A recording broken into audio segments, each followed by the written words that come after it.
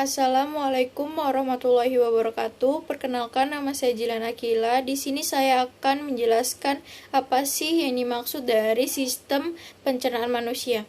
Nah, jadi manusia pasti membutuhkan yang namanya makanan untuk pertumbuhan dan juga perkembangannya. Makanan tersebut akan diolah dan diubah menjadi energi melalui proses pencernaan. Nah, jadi proses ini juga terbagi dari dua, yaitu proses mekanik dan juga proses kimiawi. Proses mekanik yaitu pengunyahan dengan gigi dibantu oleh lidah, serta peremasan makanan yang terjadi di dalam lambung. Lalu proses kimiawi yaitu pelarutan dan pemecahan makanan oleh enzim-enzim pencernaan dengan mengubah makanan yang bermolekul besar menjadi molekul yang berukuran kecil.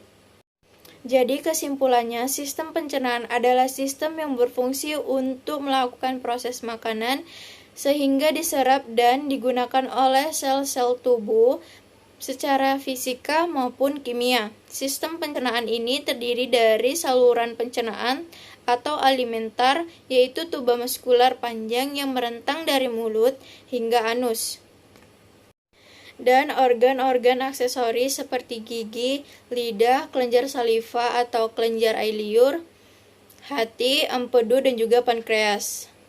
Saluran pencernaan yang terletak di bawah area diafragma disebut saluran gastrointestinal. Oleh karena itu, sistem pencernaan makanan juga berfungsi untuk mengolah makanan tersebut menjadi sumber nutrisi dan energi.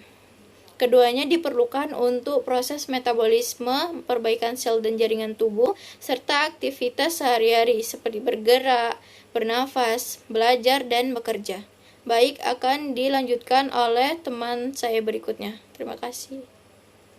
Perkenalkan, nama saya Acitra Fajadila. Di sini saya akan menjelaskan organ atau alat yang berperan dalam pencernaan manusia. Yang pertamanya itu ada mulut. Mulut berfungsi sebagai tempat masuknya makanan dan dimulainya proses pencernaan. Di dalam mulut terdapat gigi, lidah, dan kelenjar ludah. Karena di dalam mulut terjadi pencernaan secara mekanik oleh gigi dan kimiawi oleh enzim. Gigi akan menghancurkan makanan menjadi ukuran yang lebih kecil, sehingga memudahkan enzim bekerja. Nah, yang kedua yaitu ada faring dan esofagus tenggorokan atau faring, merupakan saluran pencernaan yang menghubungkan rongga mulut ke kerongkongan atau esofagus. Nah, makanan yang ditelan dari mulut masuk melalui faring dan diteruskan ke kerongkongan. Pada dinding kerongkongan terjadi gerakan, yaitu gerakan meremas-remas yang mendorong makanan menuju lambung. Nah, yang ketiga yaitu ada lambung. Di dalam lambung terjadi pencernaan kimiawi, di mana makanan dicerna oleh enzim dalam getah lambung yang dihasilkan oleh sel kelenjar dinding lambung. Setelah melalui pencernaan di lambung, makanan akan perlahan-lahan didorong masuk ke usus halus. Nah, yang keempat yaitu ada usus halus. Usus halus merupakan organ pencernaan yang terletak di antara lambung dan usus besar.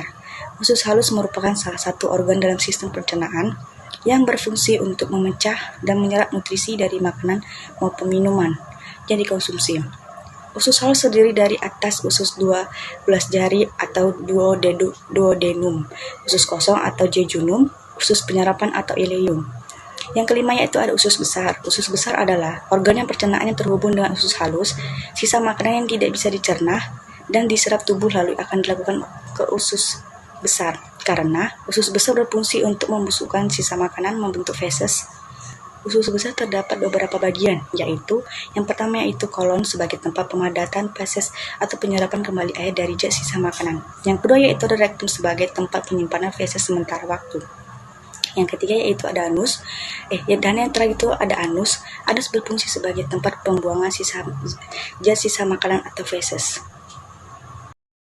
Perkenalkan, nama saya Putri Alsyanda. Di sini saya akan menjelaskan kelenjar yang terdapat pada sistem pencernaan. Yang pertama yaitu kelenjar ludah. Ada 3 kelenjar ludah pada rongga mulut, yaitu kelenjar parotis, kelenjar submandibularis, dan kelenjar sublingualis. Ketiga kelenjar ludah tersebut menghasilkan ludah setiap harinya sekitar 1 sampai 2,5 liter ludah. Kandungan ludah pada manusia adalah air, uncus, enzim amilase, zat antibakteri, dan lain-lain. Fungsi ludah adalah melumasi rongga mulut serta mencerna karbohidrat menjadi disakarida.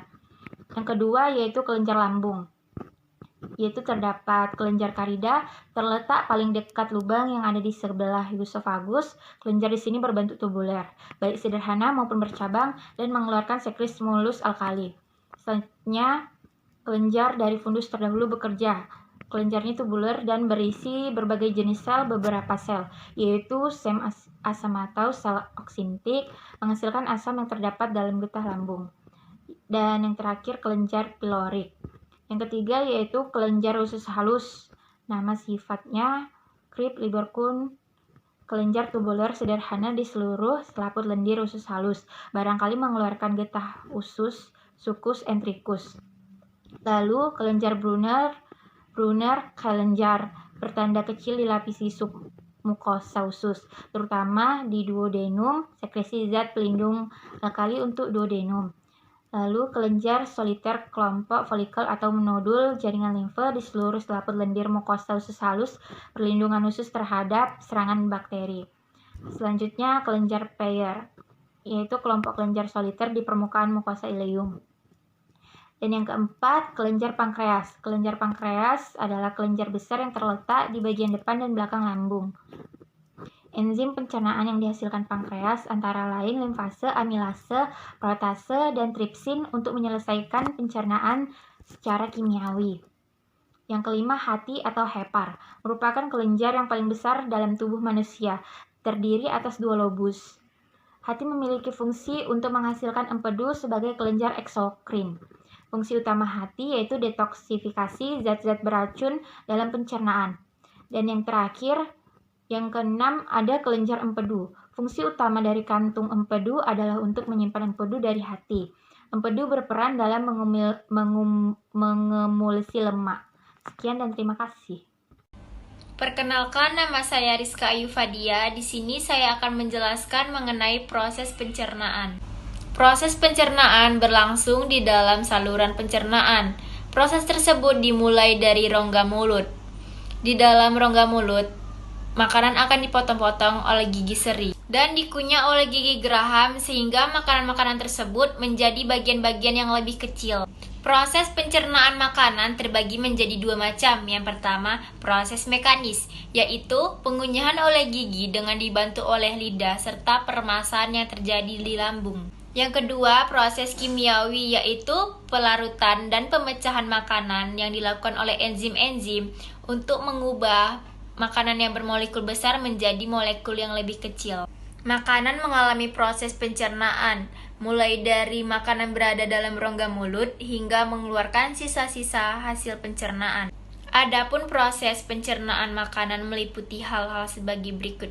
Yang pertama, ingesti, yaitu pemasukan makanan ke dalam tubuh melalui mulut. Yang kedua, mastikasi, yaitu pengunyahan makanan yang dilakukan oleh gigi.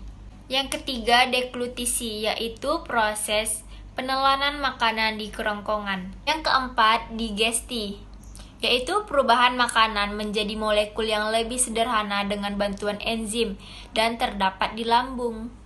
Yang kelima, absorpsi, yaitu proses penyerapan terjadi di usus halus. Dan yang terakhir ada defikasi, yaitu proses pengeluaran sisa makanan yang sudah tidak berguna lagi bagi tubuh melalui anus. Baiklah, sekian penjelasan dari saya. Kenalkan, nama saya Tiara Agustina. Di sini saya akan menjelaskan tentang enzim-enzim yang terdapat pada organ-organ yang berperan dalam sistem pencernaan manusia beserta fungsinya. Yang pertama yaitu kelenjar air liur. Adapun enzim-enzim yang terdapat di dalam organ ini yaitu tialin atau amilase, yang fungsinya untuk mencerna amilum menjadi maltose. Yang kedua yaitu lambung.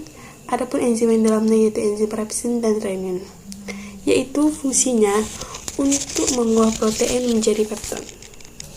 Yang ketiga yaitu ada pankreas. Adapun enzim ini dalamnya yaitu pertama tripsin. Nah, tripsin ini mengubah protein menjadi polipeptida. Dan yang kedua yaitu lipase.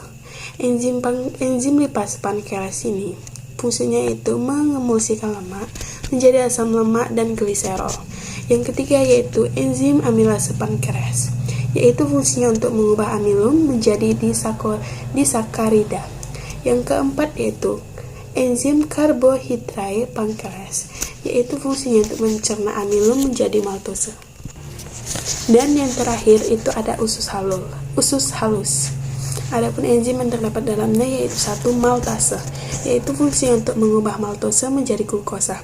Yang kedua yaitu laktase, yaitu fungsinya untuk mengubah laktosa menjadi galaktosa dan glukosa.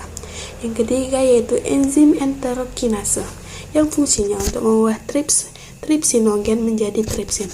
Yang keempat yaitu lipase, yang fungsinya untuk mengubah lemak menjadi gliserol dan asam lemak. Yang kelima yaitu peptidase, yang fungsinya untuk mengubah polipeptida menjadi asam amino. Yang terakhir yaitu ada enzim sukrase, yaitu fungsinya untuk mengubah sukrosa menjadi fruktosa dan glukosa. Baiklah, di sini saya akan menjelaskan gangguan sistem pencernaan pada manusia.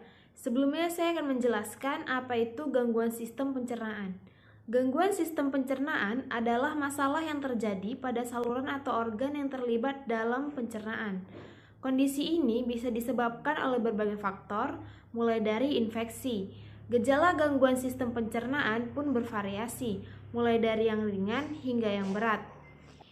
Dan adapun gangguan yang ditimbulkan oleh sistem pencernaan yaitu yang pertama diare, feses encer karena adanya gangguan absorpsi air, yang kedua sembelit atau konstipasi, feses menjadi lebih padat dan sukar keluar sehingga menimbulkan rasa sakit pada perut. Yang ketiga peritonitis, rasa sakit pada saluran pencernaan karena terjadi peradangan selaput perut.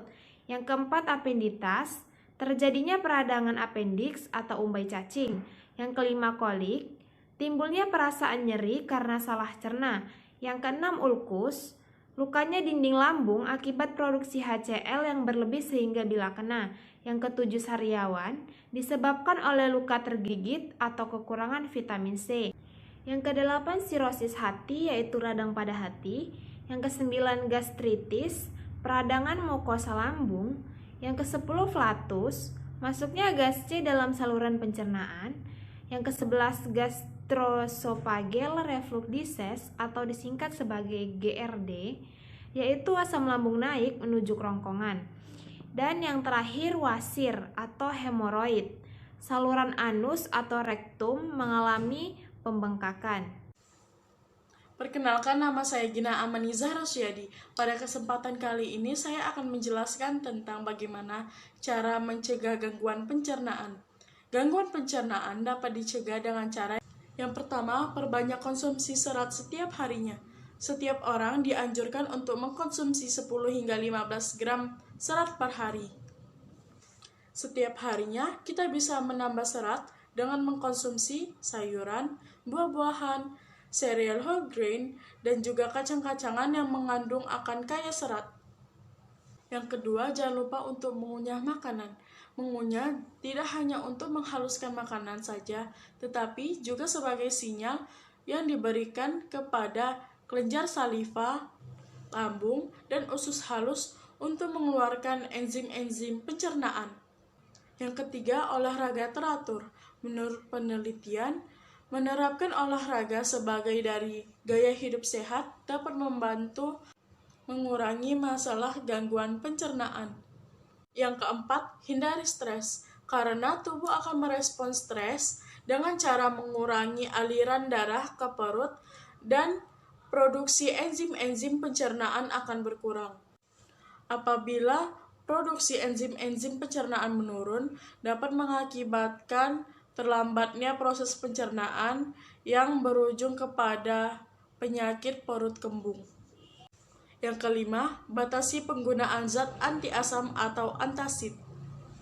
Antasid yang digunakan secara berlebihan dapat mengakibatkan lambung kehilangan keasaman. Hal ini akan menyebabkan kelumpuhan sistem fungsi pencernaan dan akan mengakibatkan kita mudah terinfeksi.